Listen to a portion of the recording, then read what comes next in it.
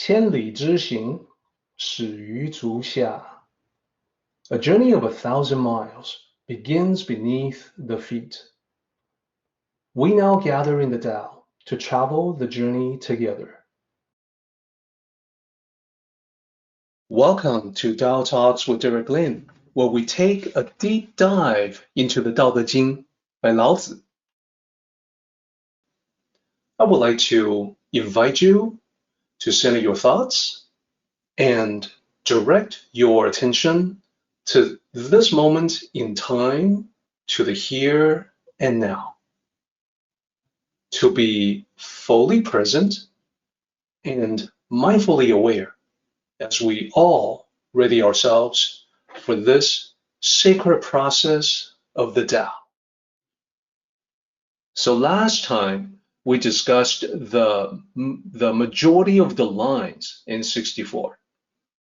We did talk about the chapter title, which is to assist to amplify all things. And specifically toward the end of this chapter, we're going to go over lines that talk about the assistance, meaning to assist the nature of all things. To go with the nature of all things, the Tao is nature itself. So to provide assistance to the nature of all things is to go according to the nature of all things, the natural order. So that is a specific meaning that requires more explanation. As I mentioned last time, when it comes to human beings, we're all pretty complex. In our nature, there are all kinds of things, some constructive, some destructive. So when a sage is providing assistance to the nature of a human being, the sage is going to be very selective in picking and choosing the positive attributes in a person to amplify. So that, I think, will become clear as we go into the details. And just a recap for now, we went through the chapter beginning to end, first with a read-through, and then with a sectional analysis. So after some work, we broke it down into 4 sections, as you can see here. In the first section, it is talking about how things are in the beginning, they are easy to maintain. The piece is easy to maintain. It is easy to plan for how things will evolve, how you will handle it if it's a problem. And problems in the beginning are fragile and small, and therefore easy to break up, to scatter, to handle in isolation. So it is a good idea to start early, ideally before a problem has begun, and handle it when things are not yet chaotic. So that was the first section. And this idea of the small becoming large is further reinforced in section 2 that you see there, which has the 3 famous metaphors: the tree, the tower, and the journey. And the journey is, of course, where we get our beginning of our meeting. The journey of 1,000 miles by now should be an expression familiar to all. And we're going to recap the metaphors a little bit. We did talk also about the message of the 3rd section. The 3rd section is about what the sages will not do. They will not meddle, they will not interfere, and they will not grasp onto things like with a very strong, powerful, obsessive attachment. So these are the lessons that they have learned from observing how people live life. They also are consistent from beginning to end. That is, they want to do things just as well toward the end as people usually do in the beginning. So we were able to cover most of the 3rd section last time. we got to the very last line of the third section. So today, our task is to recap the previous sections and then go into the last section to talk about that line by line as well. Already on this slide, you're going to see a couple of interesting lines there. There's the desire not to desire. There's the learn to unlearn. So these are important, and we'll talk about exactly what they mean coming right up. For now, though, let's take a look at what we talked about previously. So in the first section, as I mentioned, it's all about heading off a problem before it starts or before it gets big, before it becomes a serious problem. So from the perspective of Lao Tzu, he provides a prescription on living a life that is free from stress. So as you can see, there are three main things that he talks about. He emphasizes in a couple of different ways that you want to get going early, you want to detect problems before they actually show up. So early is good. Then small is good. There's the virtue of the small, that issues when they're small can be easily dealt with. Let's not wait until they become entrenched. And then number three, order is good. Methodical, orderly approach is what keeps the chaos at bay. When things are chaotic, all kinds of problems come up, and even problems that are unforeseen. So early, small, and orderly, these are the three mainstays of living a stress-free life. Now, the example that I used previously was about a skillful doctor. The best doctor of all is the one that is able to make sure that problems, meaning illness, sickness, by being healthy, the best doctor can prevent those problems from happening in the first place. So the best doctor of all would be promoting good health in order to prevent disease. This would be far better than to wait until the disease has occurred, has afflicted someone, and then utilize the medical skills to treat that disease. Prevention, as we say, an ounce of prevention is worth a pound of cure. So the best doctors of all are the ones that understand the value of that saying. And we also talked about how we can compare that to the highest ruler. So separately in the Tao Te Ching, the highest ruler is said to be the person that people are not even aware that there is a ruler, that there is a leader. The highest level of the ruler is working in seamless ways to promote peaceful society, because just like promoting health, a peaceful society is the best way to prevent chaos from happening in that society. So in a sense, the highest ruler is like the best doctor. Then, as usual, we always want to apply those examples to our lives as Tao cultivators. As a person living your own life, you are the highest ruler of your own life. You are the master of your mind, of your thoughts, and you make decisions about what you will or will not do. And you are also someone who can be compared to a doctor treating problems. So if you think about your life as the patient, you want to keep that patient healthy so problems don't happen in the first place. Illness, sickness cannot occur when the body is healthy. And these all go toward the idea of promoting harmony in one's life. The better you can do that, the more you can prevent problems from occurring in the first place.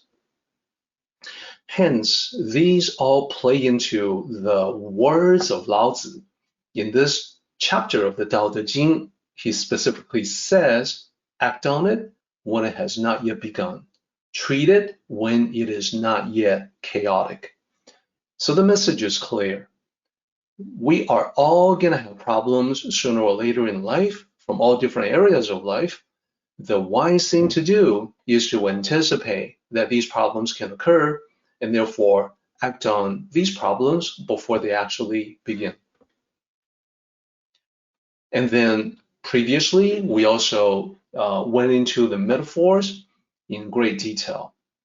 We talked about the Chinese characters in those lines. And as you can see in this slide that we covered last time, quite a few of those characters are repeating in an AB, AB, AB pattern. And then these characters happen to be prepositions in Chinese, and the meaning is always the same. The meaning is consistent from one line to the next.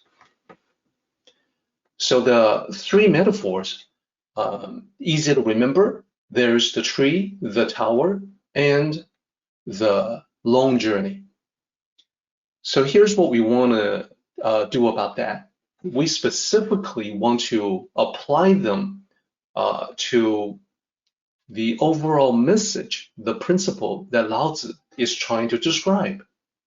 So the point he was making with the three metaphors was about big things having small beginnings. So the thick tree has the small beginning as a tiny sapling. The tall tower, the tower of 9 levels, has a small beginning as a dirt heap that's been accumulated for construction purposes. And the long journey, a long journey that spans many days and possibly even weeks and months, it has a very small beginning in that little piece of ground below one's feet. So this is the first message that he wanted to convey. Now there are other implications as well. I want everyone to keep this contrast in mind, the big and the small, because this will come in handy again when we talk about the last section. And I also want to point out one more thing, and that is the small beginning will eventually end up with something great. So this is the other way to look at it. The one direction is to say big things have small beginnings if you look back in time. If you reverse that and say that, well, looking at a small beginning, if you look toward the future, it's going to end as something big if you apply consistency from beginning to end. So eventually, the small conquers the huge task. Small steps conquers the big undertaking, the big project. So keep that in mind as well. It'll definitely come in handy when we get into the last section. So one more item, let's talk about this. And we're still on the end of the third section about meddling and grasping, and this is important. So what Lao Tzu says is that the one who meddles will fail. You know, someone who likes to interfere with somebody else's business eventually will be heading toward failure. The one who grasps will lose. When you grasp onto something too tightly, eventually it's going to be gone.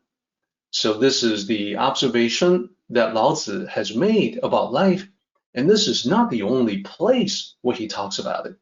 Chapter 64 is actually the second iteration of the same lines expressing the same sentiments. These lines previously appeared in an earlier chapter, Dao De Jing, chapter 29. And let me show you what those lines look like. It's speaking in a slightly different way, but it's the same meaning. The world is a sacred instrument. One cannot control it. The one who controls it will fail. The one who grasps it will lose. So these lines are similar, but it's translated in a slightly different way, where meddling or interfering, in this case, is translated as control. But we know that interference is similar to being, quote unquote, a control freak. or when we talk about someone having control issues, or maybe the manager or the boss at work is a control freak. So this idea of trying to exercise control over everything, that is the essence of meddling and interference. Now, in this context of chapter 29 of the Tao Te Ching, notice that it is applying the idea, even though the words are the same, exactly the same, it's applying that to the world or nature. What this is saying is that human beings should not try to exploit nature, try to interfere with nature. And this is nature not only in terms of natural resources, but also the nature of everything. If you mess with the nature of everything, it's like ruffling the feather. It's like going against the grain. And you can predict that the outcome is not going to end well. It's going to be rough. So keep this in mind that for here, the Tao Te Ching chapter 29 reference is the world or nature.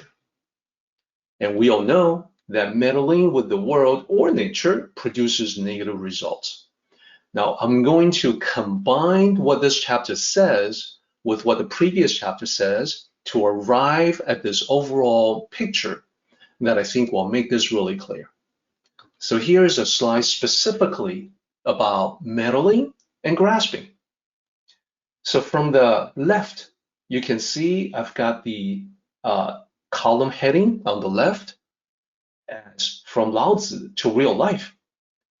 So the 3 rows in blue, in light blue background that you can see here, these are the metaphors used by Lao Tzu.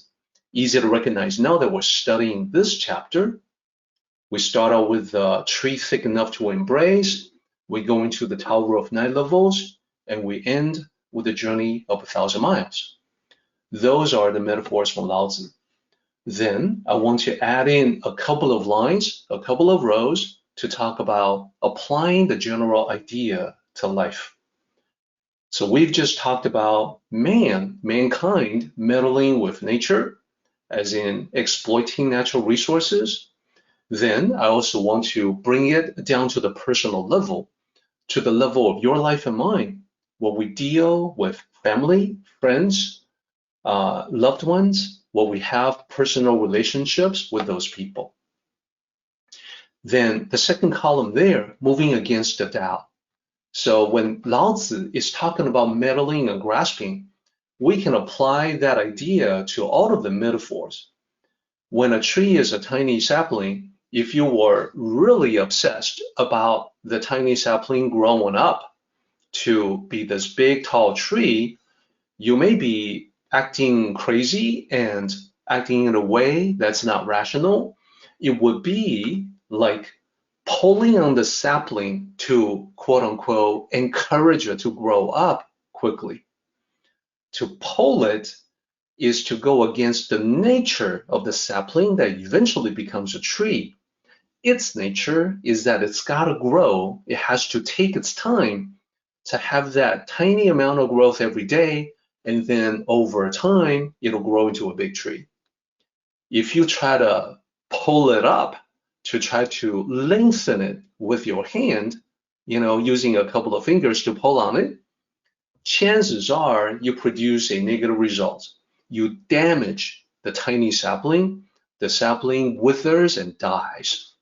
So this is metaphorically talking about how when you interfere with the natural order of something, you produce a really bad result.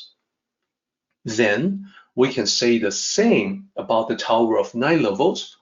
Let's say you are so eager to enjoy the grand view, this awesome view at the highest level, the 9th level. So you prop up the lower levels with scaffolding so that you can build this beautiful 9th level on top. Then what can happen is that because you are propping it up with only scaffolding, because you want to get to the top quickly, well, you've got this weak bottom levels, the tower can collapse, and that's a disaster. And even more of a disaster If you are up on the 9th level enjoying the view, and then suddenly you hear the sharp crack of wood splintering, and then before you know it, the whole thing comes crashing down. That will be the negative results that we can derive from using the second of the metaphors. What about the journey of 1,000 miles?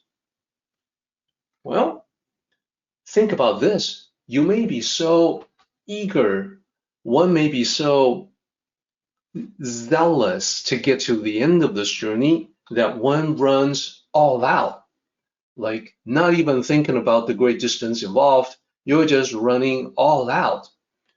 So what can happen then?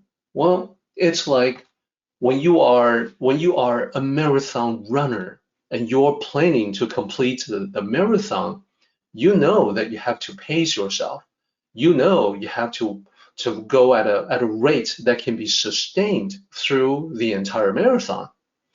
If you are inexperienced, if you haven't practiced and know your own limits, you may be running all out, trying to finish as quickly as you can. The result is always the same. Whether it's a marathon or the journey of 1,000 miles, you get winded, you get exhausted before too long, and you may even end up with injuries.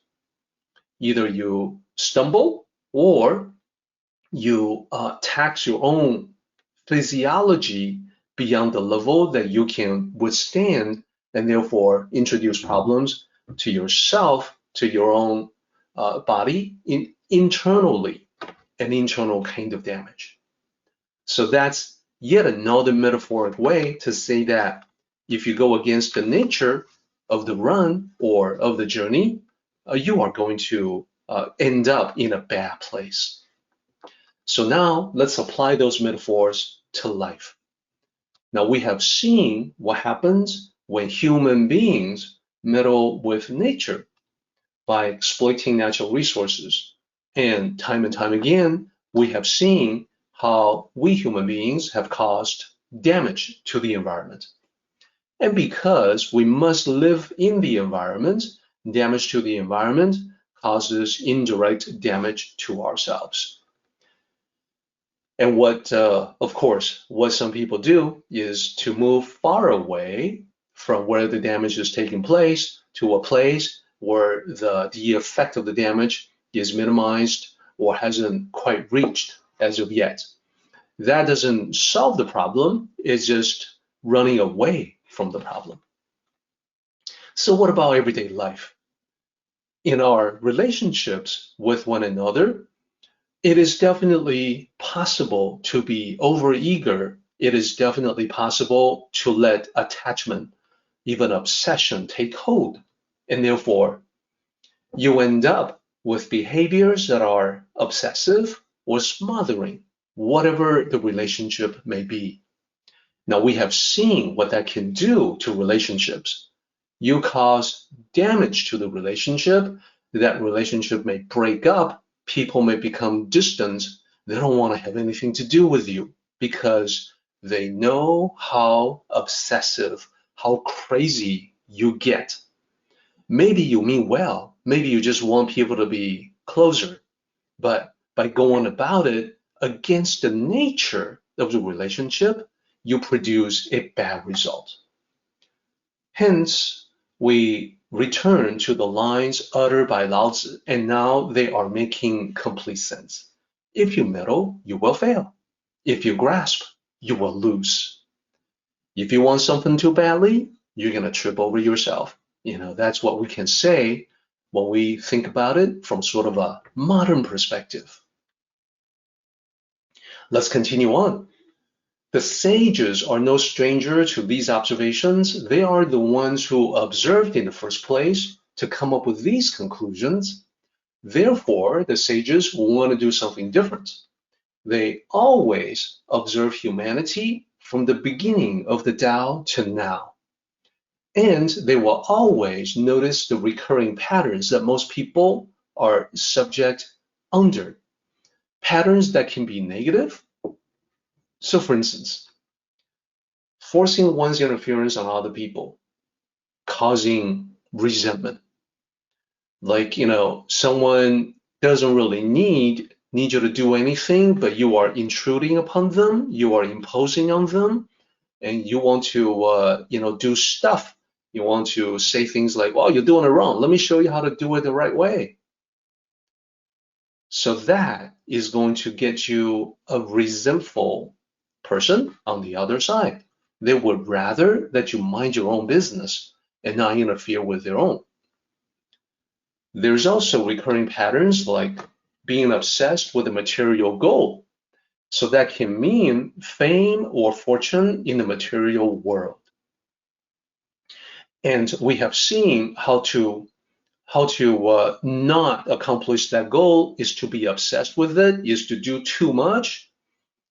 That tends to push it away, push it further away. So as badly as you want it, you are actually acting against yourself to accomplish what you want.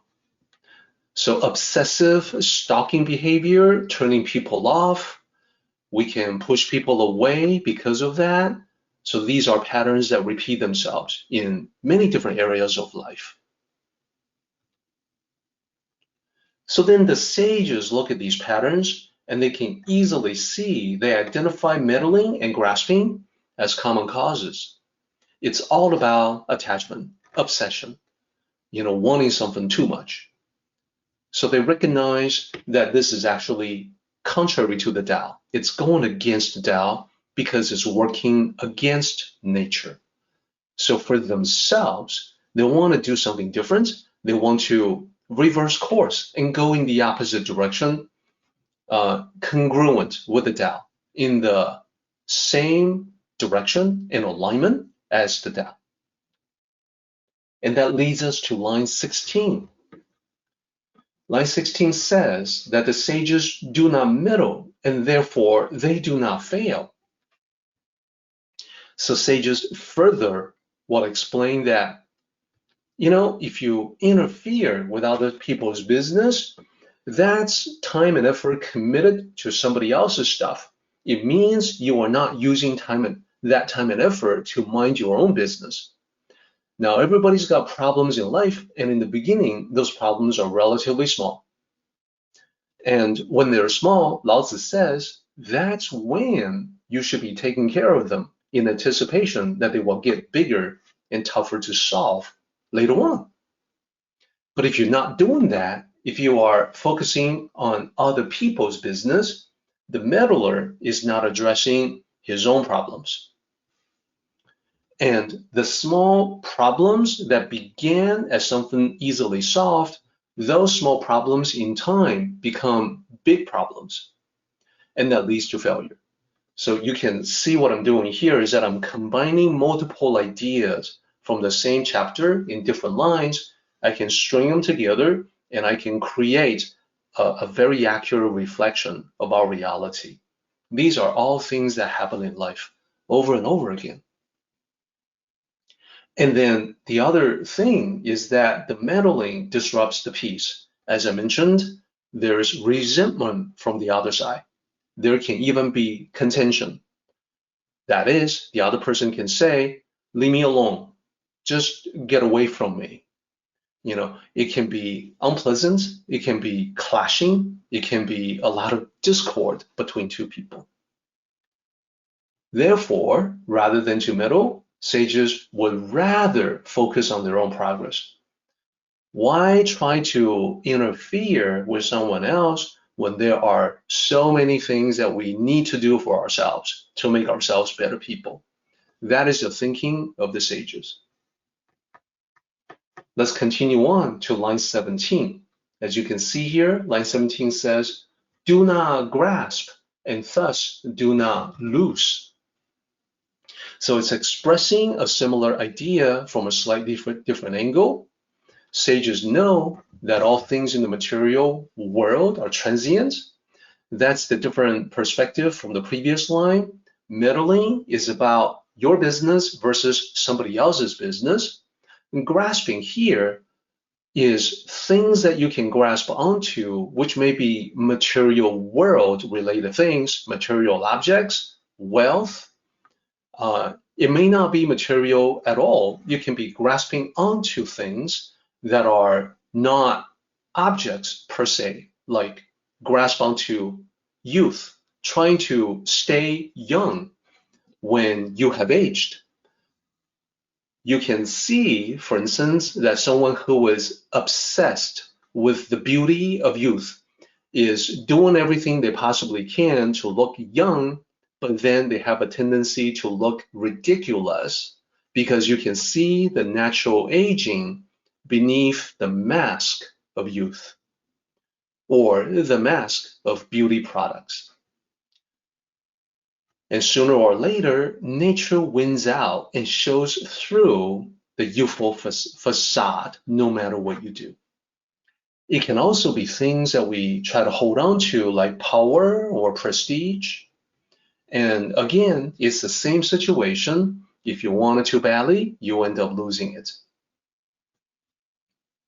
And when you lose, the grasping mind attempts to hold on to certain desired things, like those material objects, or wealth, or beauty, or youth, power, prestige that we were just talking about. And what happens is that forcefully trying to hold on to things leads to greater suffering. Plus, when you eventually lose it, there's the sense of loss and the suffering that comes with that loss as well. All of this is actually against nature as well. The grasping onto something is actually going against the impermanent nature of existence. So the material world, the nature, the characteristic of the material world is that it is transient. It comes and goes. Everything in it is not lasting.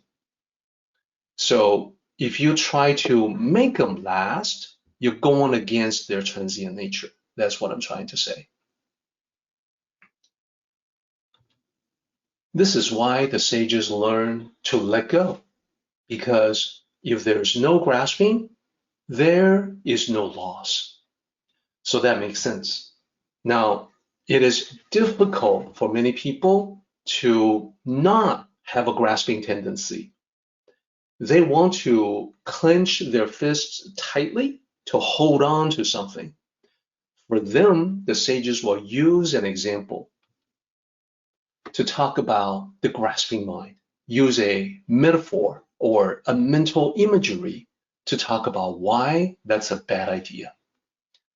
So the metaphor or the mental imagery used is that trying too hard to hold on to something, anything, is like clenching a fist in water. You can clench that fist tightly, but you already know one cannot keep any water in that fist. You can use all your might, all your strength in clenching that fist. It won't do you any good. There's no water in it. The only way to hold water is to relax the hand, to open it up so you can cup some water in your hand. So do as the sages do, relax. Don't tense up. That doesn't do you any good. Relaxing will do you a world of good, because when the hand opens up, it suddenly gains the ability to hold water. So it's like that in life. Think about the water as the good things in life that you want to enjoy while they are still around. Then you have to open up the grasping hand, the clenched fist. So that's a mental imagery that I hope will work well for everybody as a mental reminder the next time you find yourself grasping on too tightly to something. And now let's continue on with the Tao Te Ching. So we're getting toward the end of this chapter, and the last section happens to be the most important, and we want to make sure we're going to be explaining this carefully. This particular section requires more explanation to bring out the meaning. Lao Tzu has a very specific meaning to convey But I think without guidance, that point can be lost. So let's take a look at line 18. Line 18 says, people in handling affairs. So it's a simple line with 4 characters. The first character literally means people. And then this is talking about what happens when most people handle affairs. And when I say most people, the specific context is that this word refers to the majority who are still unaware of the Tao. In ancient times, as it is today, the Tao is relatively unknown. It is more like an advanced course in living life wisely, living life with wisdom, and therefore most people, a lot of people have no idea that the Tao even exists, and most people are not familiar with the teachings. Because of that lack of awareness or familiarity, for many people, perhaps the majority of the people, most people, their results in life are without the guidance of wisdom from the Tao perspective.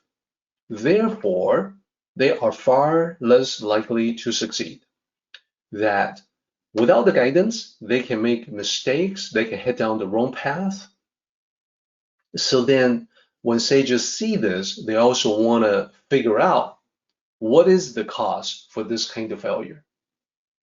So this is, well, especially when we talk about line 19, it says, basically people come close to completion and fail. That is, at the end of a task or project, they may not succeed because they haven't followed the Tao. So the sages are interested in this line specifically, in this recurring pattern in life, because we see it all the time, and sometimes we see it in ourselves. That is, we start things out pretty well on a good note, but then we cannot finish on a high note. We cannot finish successfully. It starts out really good and it ends up without success. So why? What causes that? So then Lao Tzu says, line 20, if they are as careful in the end as in the beginning. So let's talk about that line. 4 characters. The first character means careful, and the second character is end, the end of something, toward the very end.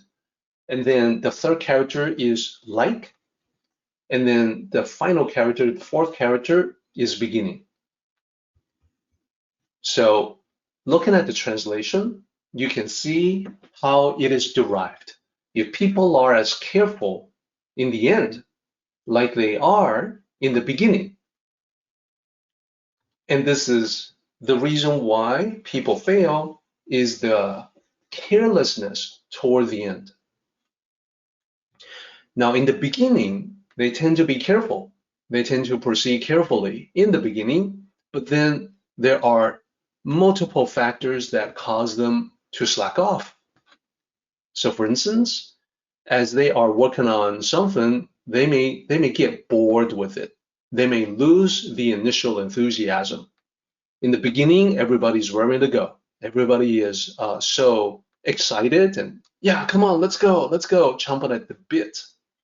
But then as the situation progresses, maybe they lose that initial energy.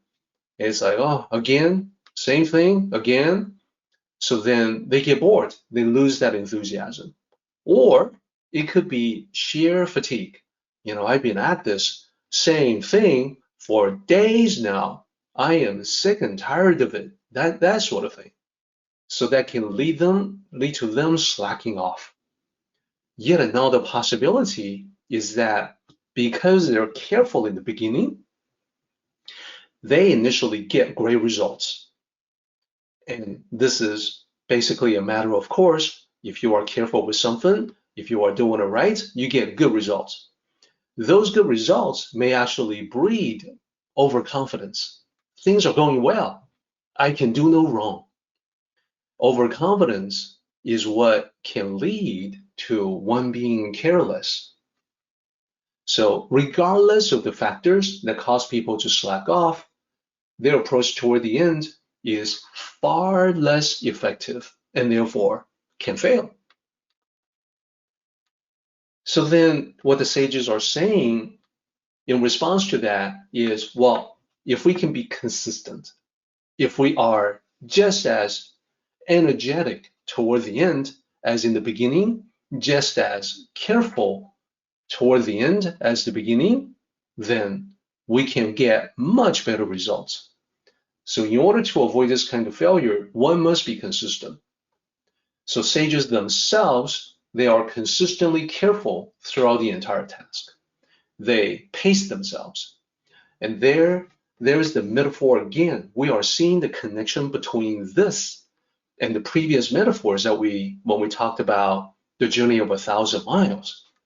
Then we compare that to, the marathon runner knowing to pace yourself, that you don't want to do too much in too short a time.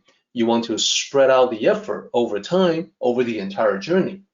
So same thing here in project execution, in working on something, you also want to spread things out, spread out the effort, and also be the same throughout, if at all possible. And indeed, they use what they have learned, the sages use what they have learned to be even more careful toward the end. So this is like a skillful runner in a competition will hold back a little bit, conserve strength and power, and then toward the very end, that skillful runner may then put in the effort that's been put in reserve, and then put in that sprint of speed, that explosion of speed, that's going to propel them to the finish line as the champion. So the sages may even learn from this lesson and have more care and more energy toward the end than the beginning to make sure that the project or the task is finished on a high note. So the success they enjoy in the beginning is carried through to the very end. And this is where I want to encourage everyone to think in the Tao. The full circle figures prominently in the Tao. The full circle is something where the beginning is also the end, and the end is also the beginning. So if you apply that thinking to just about anything, where the end is the beginning, then it will help you be consistent from beginning to end. So these are some ideas from Lao Tzu that we've been talking about. And we're going to, as I mentioned, we're going to be heading toward the end where things are increasingly important, using every idea, all the references, all the imagery that we have talked about so far.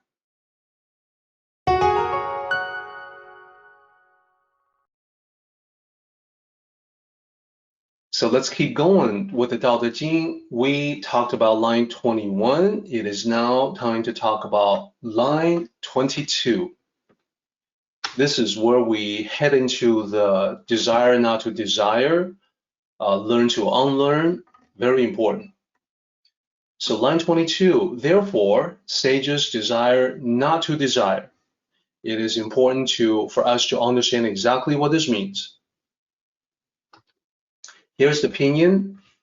What I've done is that I've isolated the last three characters to talk about them. 欲不欲. And the character 欲 means desire. It appears twice, translated the same way. The character in the middle means not. Desire, not desire. Desire to not desire is what it says. What it means is that sages wish to transcend desires. Now, this is, it's important for me to translate it this way to convey the appropriate meaning. There's a possibility that when people look at these three characters, desire, not desire, they may decide to do something incorrect, like desire without desiring. which frankly doesn't make a whole lot of sense. And then they can present it as a paradox in the Tao, and that would not be correct. It's actually very easy to understand what this means when we say desire not to desire. What it says is that sages understand the desiring state is a bottomless pit. There is no end to it. There is no bottom to it. There's always more.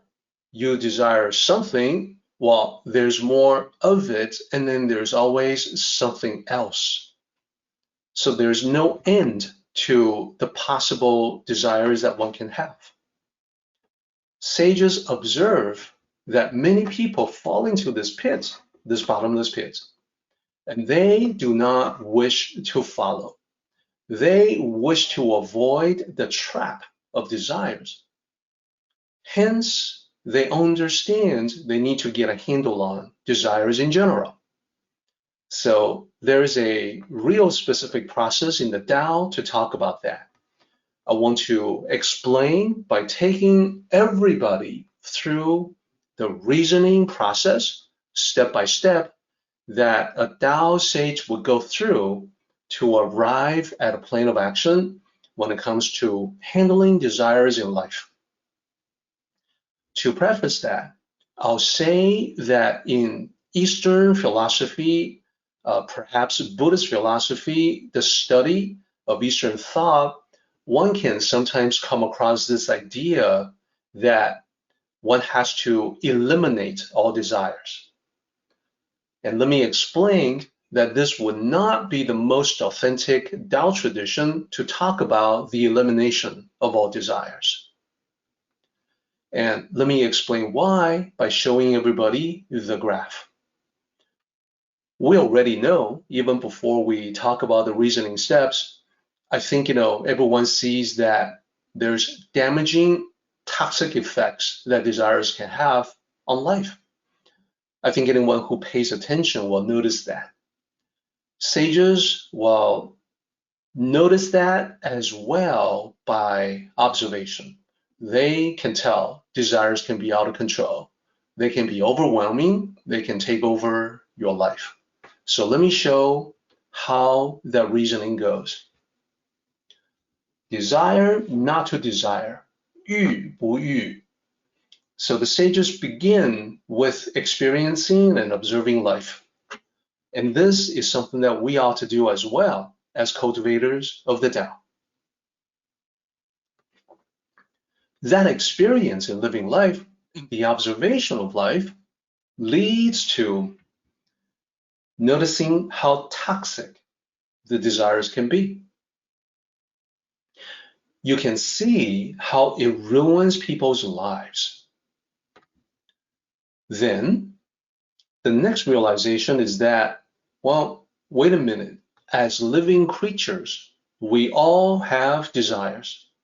Can we be completely without desires? The answer is no. Desires are natural. As long as you are alive, you're going to have some desires, even if it's just the desire to stay alive. Desires are natural, therefore, there can be no true elimination of desires. You're going to have a desire to breathe, to be safe, etc. So, spiritual teachers who talk about the elimination of desires have not yet advanced to this part of the equation, step 3 out of a total of 9. What comes after this is that although desires are natural, desires can also be harmful. So how do you keep the essential desires that help you stay alive while avoiding the harmful desires? Sages then realize that the key is all about moderation. That is, if you let desires run wild, if you let them take over your life, then That's where the toxic effects come in. That's where you have the destruction in life. So the epiphany of Tao sages is that I want to moderate desires to a point where they will no longer interfere with living the good life.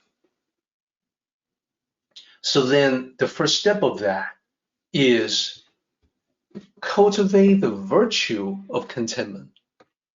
This is to realize that, hey, I already possess a lot. In fact, I already possess everything I truly need. I'm content because I realize that I am not really lacking in anything. The advanced level of this is a spiritual realization of self-sufficiency. Let me explain. It's a step beyond just the simple virtue of contentment to realize, as Huineng, the sixth patriarch of Zen Buddhism, has noted. Huineng said that self-nature, what he calls self-nature, is the true self within.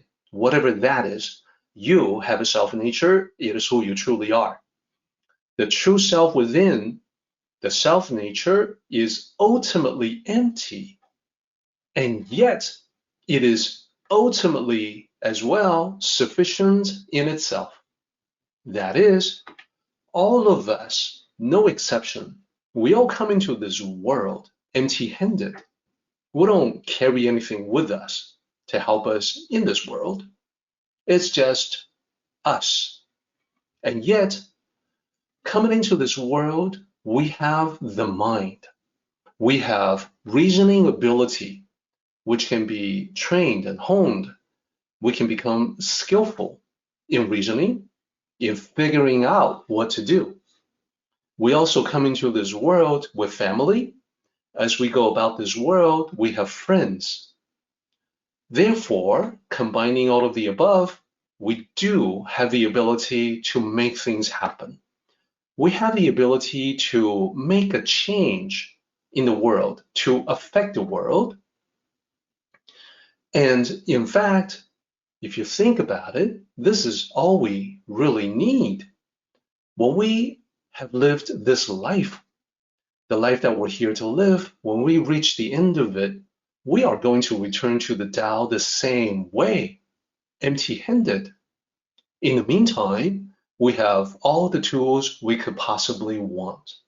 That is self-sufficiency, the ultimate sufficiency of self-nature. That is how Huineng, the Zen patriarch, would describe it. And beyond this point, you also want to cultivate the virtue of gratitude. It's thinking about not just what you possess and that there's no lack, there's contentment, but also the gratitude, the gratefulness that we possess so much. We have so many opportunities. It is good. It is fortunate. We are fortunate to study the Tao. So what I'm doing now is that I'm applying this idea, the virtue of gratitude, to the here and now, to you, to me, to all of us together. We are fortunate to be able to study the Tao when there are so many people out there who are still unaware. And think about one another in our group. Think about all the people that are gathering together now. It is fortunate indeed that there are other people out there who understand how I think. We are all becoming more familiar with the Tao. We are all feeling how the Tao is resonating with us. How cool is that? It's great that we are not alone in this world. So then, having enough and feeling grateful for what we have, this also leads to various other manifestations. So for instance, there is a deep feeling of satisfaction when you look at what you have and you're able to utilize what you possess to the utmost, that you waste nothing, you waste no resources. And finally, the very last part of this reasoning process is to live and enjoy the simple life. And let me explain this in a little more depth.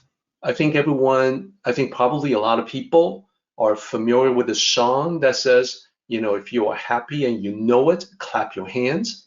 Well, when I heard the lyrics of that song, it seemed very interesting to me that there's a distinction between being happy and knowing that you're happy.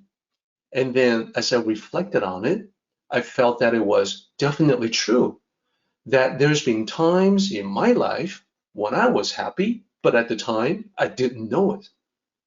It is only later on when I look back in time to the past, when I realized that, hey, that was a good time. I was happy in my life. I just didn't fully appreciate it as I was living it. So I noticed that this is similar for many people.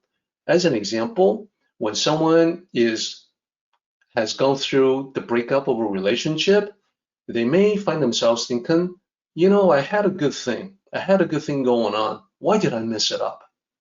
Well, at the time that they enjoyed the relationship, they did not fully realize that it was a good thing. They did not appreciate it quite as much as later on when things had already broken up.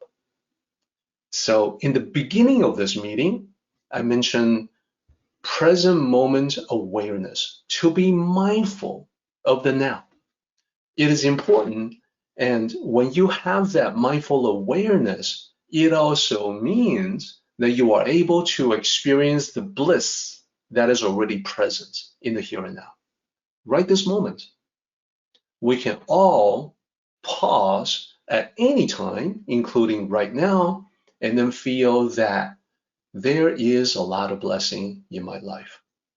So that goes toward the slide that you're seeing here. If you are able to feel that and hold on to it, then you are actually in touch with the reasoning process of the Tao sages. Let's continue on.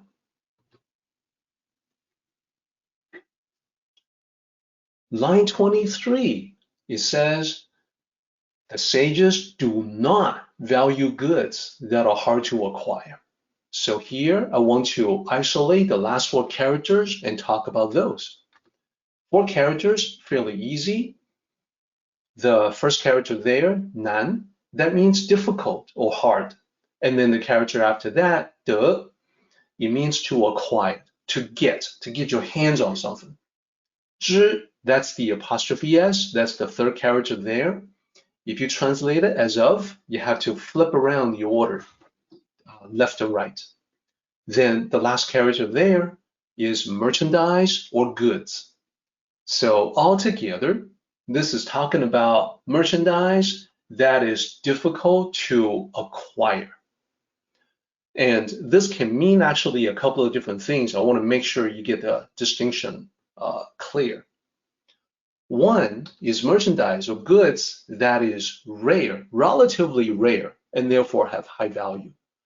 This will be material things that are seen as treasures, silver, gold, diamonds, gems, etc.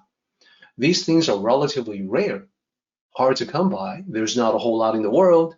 The value of the gold that we have in the world is due to the fact that there's only a limited quantity of gold in the world. And then the other possible meaning of goods that are difficult to acquire are products that are readily available but command high prices.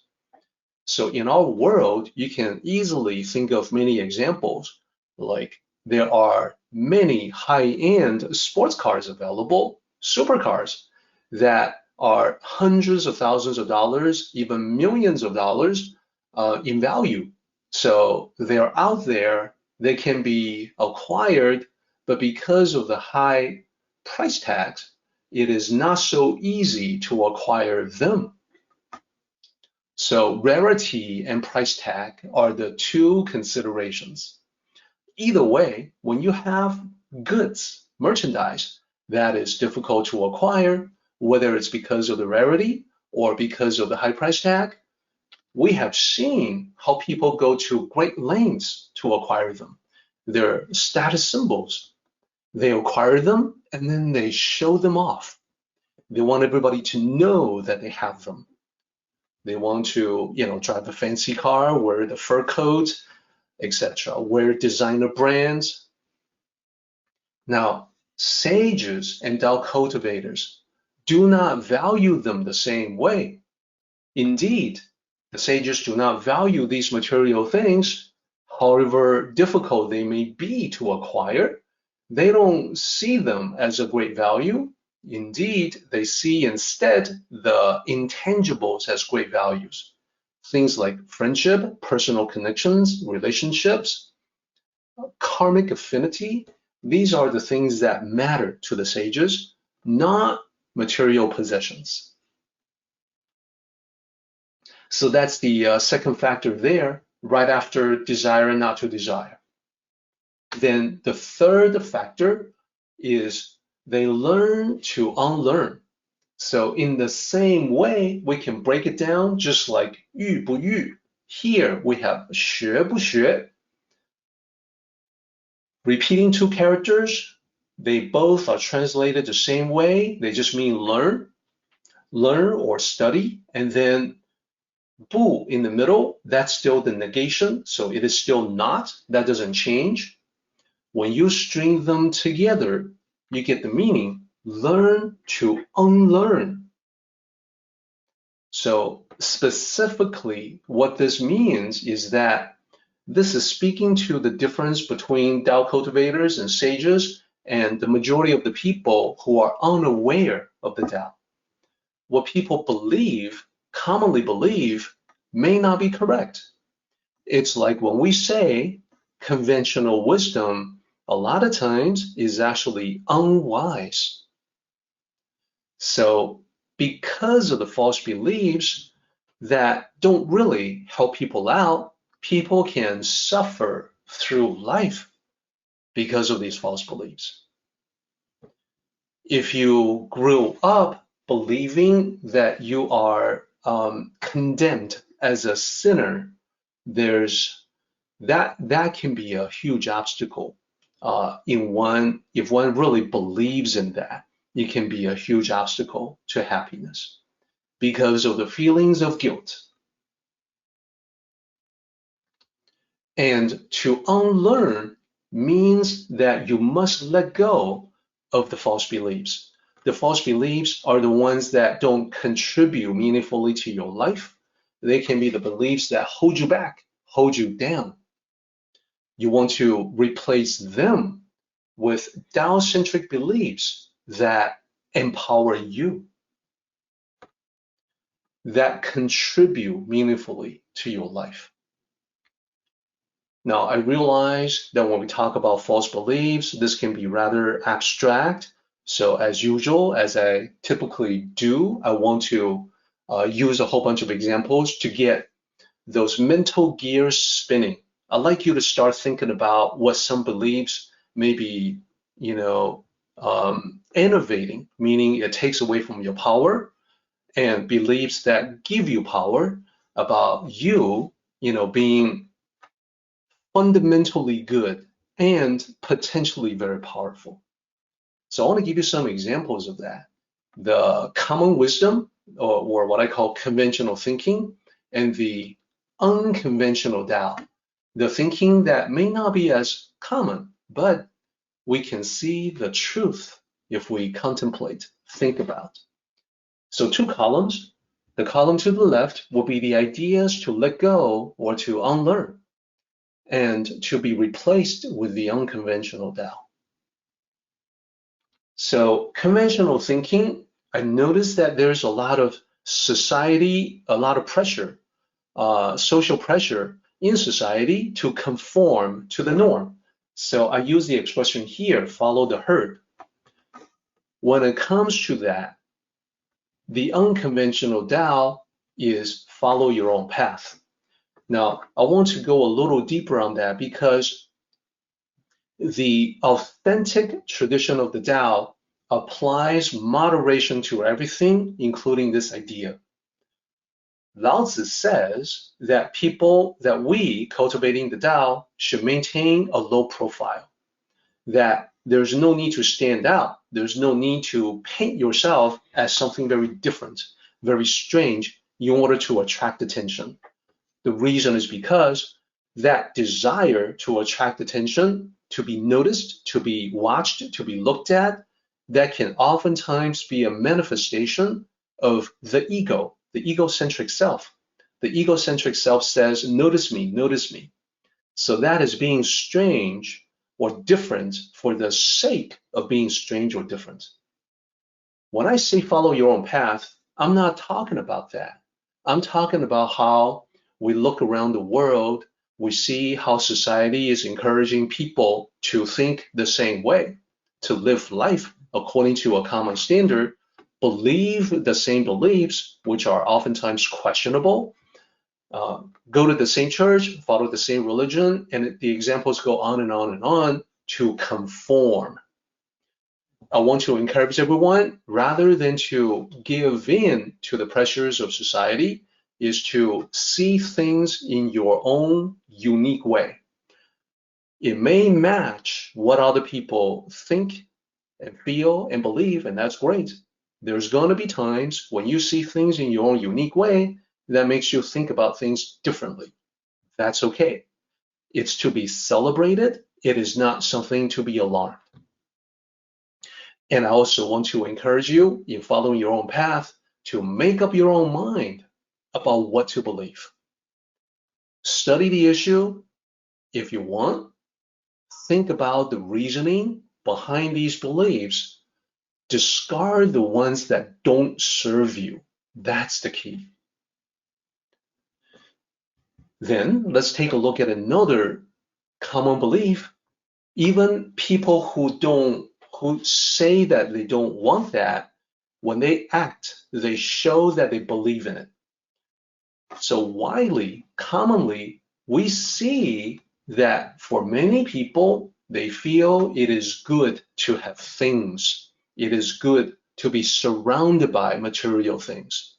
And more must be better. And this is where I say, even the people who say, no, I don't care about that. I don't care. I don't want too many things. I don't want to hoard. I don't want to clutter up my life. But then you look a little deeper and you find out that fundamentally they still believe that it's good to have things.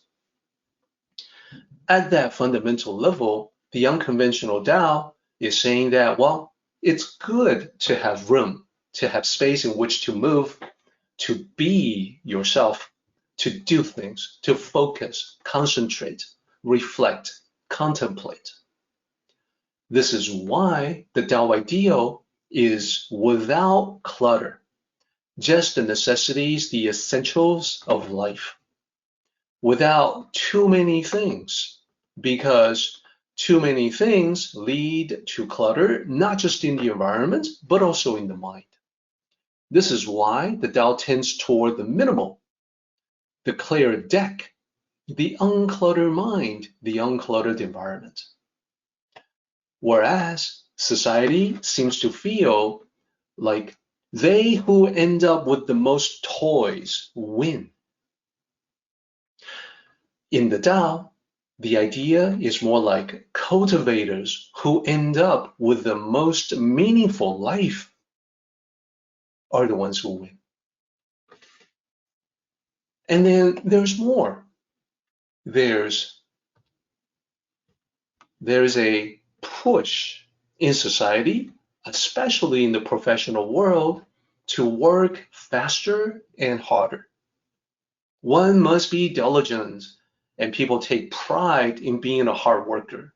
Some take pride in being totally exhausted. Like, oh yeah, I got so many things to do. I am just overwhelmed. Like a badge of honor to be busy. From the Tao perspective, it's the other way. Hold on, slow down, let's reflect on life. So there's a saying that I came across recently that is reflecting how this idea is starting to be taken seriously. So there's a person who said that, when you push the pause button on the machine stops. But when you pause as a human being, that is when you begin. What does he mean by that? What he means is that when you and I, human beings, take a pause, that is when the mind becomes active. That's when the mind can turn on, can contemplate the recent past, can think about, what am I doing exactly? Should I be doing this? What are some ideas that I've had recently that could be useful? What is my life really about? Am I doing things that are in alignment with that, with the purpose, with the meaning? So the pause that refreshes literally can be a pause that refreshes one's life. So the thinking is fundamentally different than the conventional wisdom to work more, faster, harder, to produce more. Unconventional Tao says you can get much better results if you slow down and think about what you're doing and come up with perhaps a better way. So there's more. When it comes to the obstacles that we encounter in life, the Western thinking is to smash, to break the obstacles, to have a breakthrough, to destroy, to decimate the obstacle. The unconventional Tao says, no, you don't necessarily need to do that. That's a great expenditure of energy to break something up. You can better handle the obstacle by thinking about how water will navigate around obstacles. It isn't always necessary for water to break through something.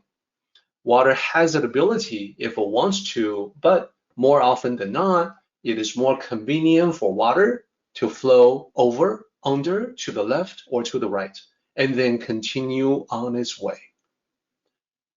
To break through, to smash, can oftentimes lead to clashing, contention, friction, or outright battles among people, whereas skillful navigation around obstacles may be just a better way to go.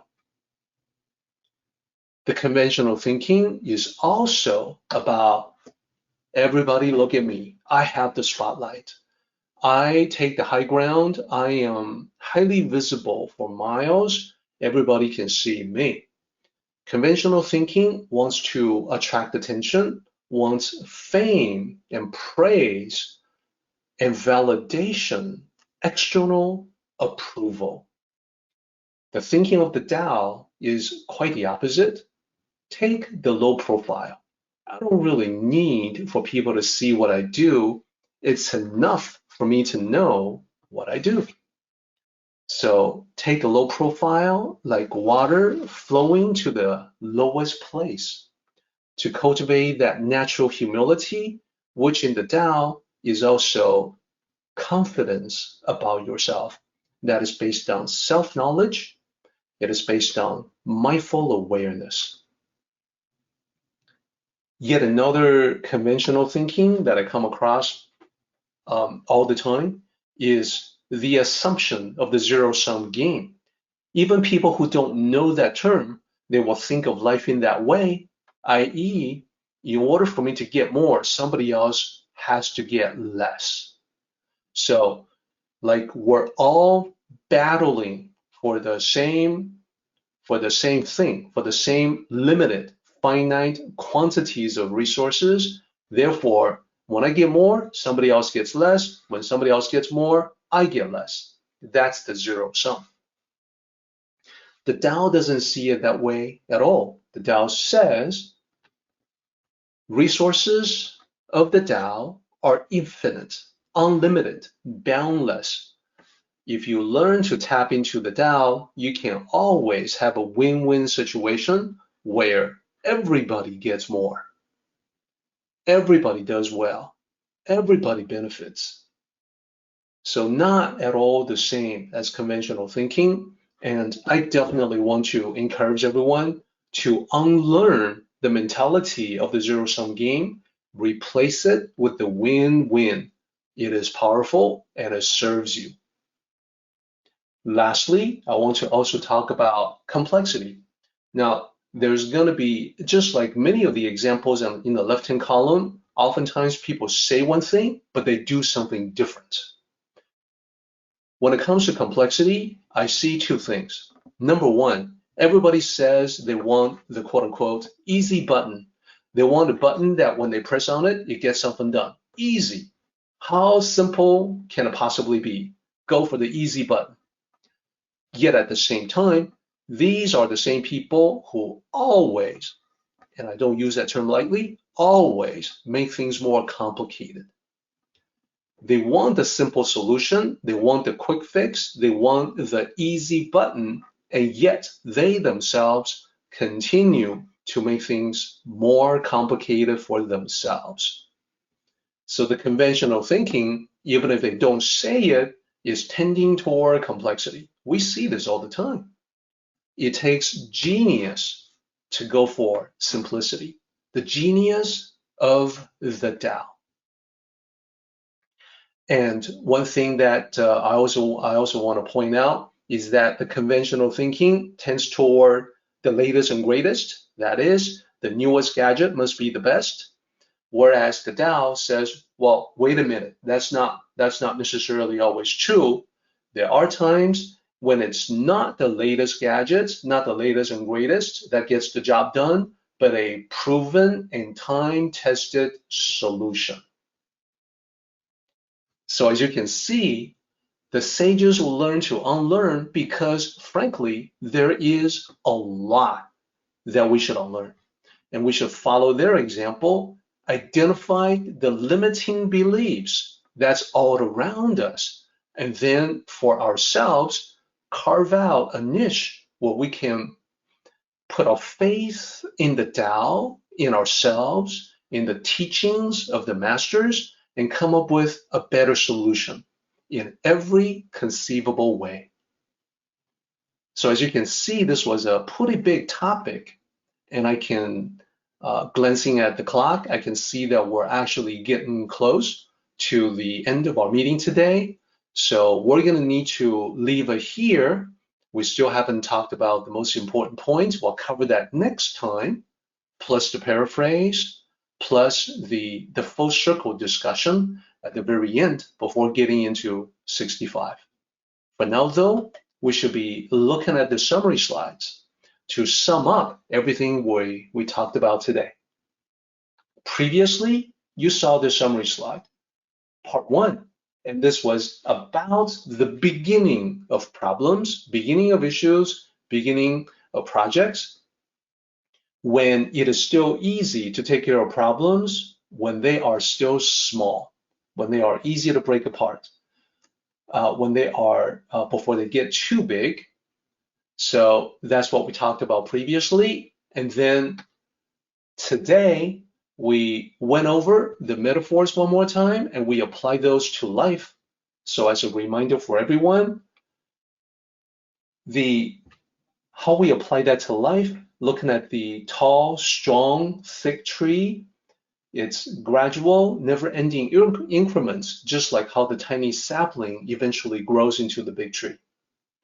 And then the grand construction using the Tower of 9 levels, that you have to build your dream from the raw materials of life.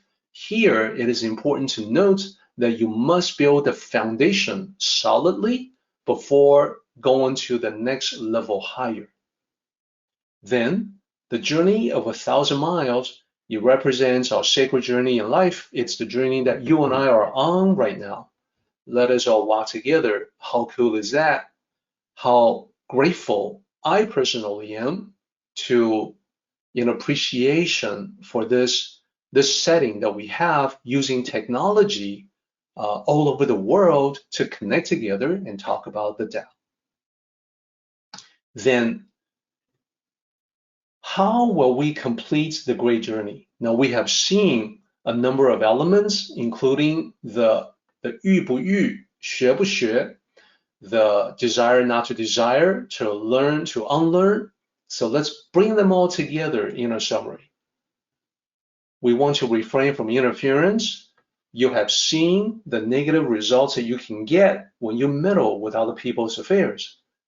And then number 2, open the grasping hand. Use water as an example. You have to open up your hand in order to actually hold some water. The clenched fist will not do it. And then moderate desires. You saw the slide on the reasoning sequence on why that's a good idea and how it eventually leads to living and enjoying the simple life. And number 4, value essence, not objects. So the sages will not look to treasures like gold, like diamonds, as something to value. Instead, it's all about our personal relationships and connections with one another. And then lastly, learn to unlearn.